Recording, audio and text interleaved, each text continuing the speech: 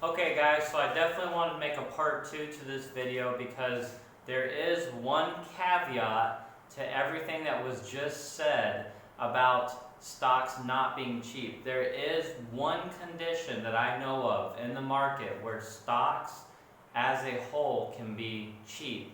And this is when the entire market, when all of the markets have been beaten down, it's clearly visible that they've been beaten down really bad, and there's a confirmation that all the markets are starting to come up. There's tons of signals, tons of signs saying that the market is coming up after a big beatdown, okay? A good example of this is actually what happened back in today is we are in June of 2021. So about a year ago, right around the time of the coronavirus epidemic, the entire market in March took a huge nosedive. Stocks were going down 30, 40, 50%. Now, when you see all of the stocks, or almost all of the stocks in all of the sectors, technology, infrastructure, electricity, water, all these things are just nosediving. That means what's going on is all of the money, all of the big money is coming out of the stock market and going into safer things. These huge hedge funds, these big funds that promise people returns and stuff, they get scared and they get speculative, and they take all that money and they transfer it into like real estate or bonds, or they just take it completely out and don't touch it. They're really afraid of what's going to happen, so there's huge downturns in the market because of that. Now, the reason why that's different than a stock being cheap is because when a single stock or even a group of stocks loses value in price, it's usually for good reason.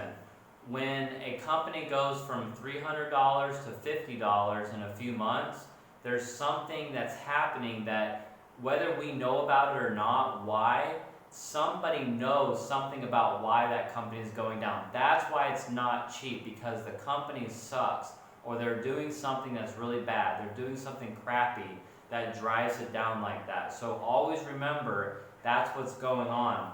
But when the entire market goes down, that means that typically money is being drained out. And that's not necessarily a bad thing. It's a bad thing if you get caught in that, but it's a really good thing if you can wait and have patience for it to make the signs that it's coming back up. So you will see, here's what you can look for to know when stocks are actually cheap, okay?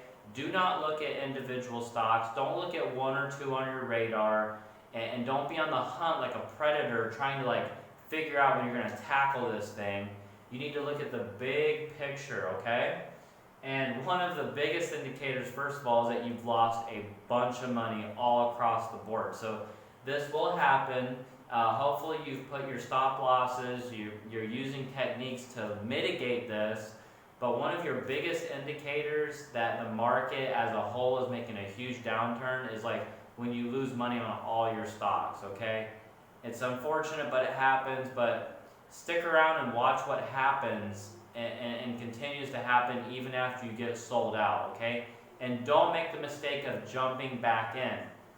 We've got the Dow, we've got the NASDAQ, okay? We have the Russell, and you have the S&P.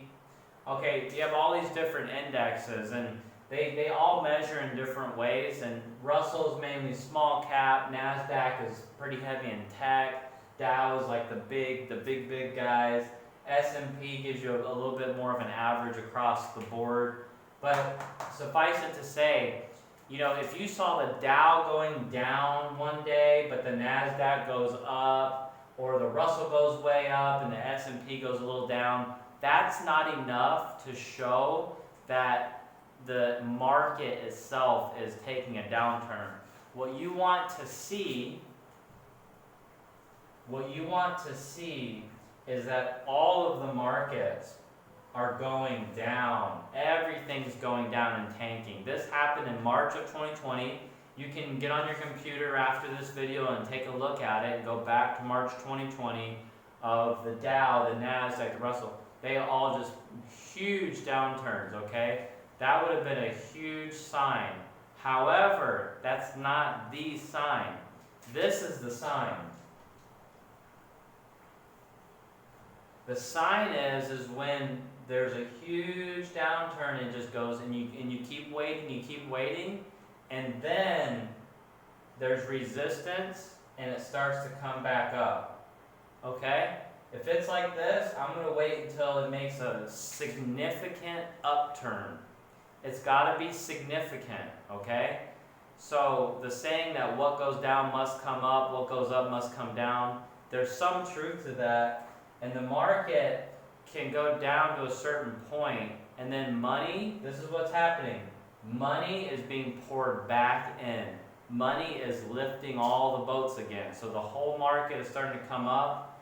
I'm going to wait to see these indexes as a whole start to make some kind of significant recovery.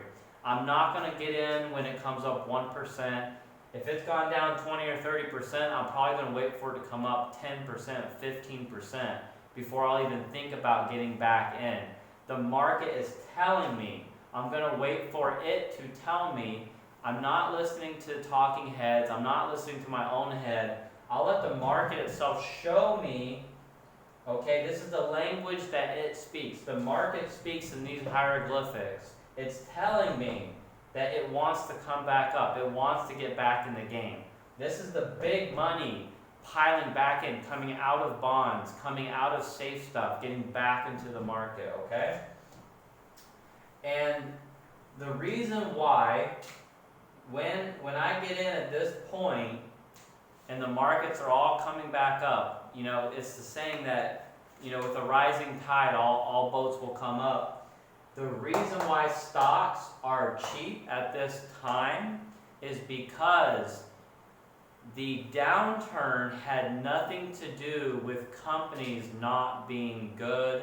It had nothing to do with the stock market being dangerous. It had nothing to do with a product or a company becoming old or outdated. It only had to do with an immense amount of fear, and then the fear has stopped, and now confidence has come back in, okay?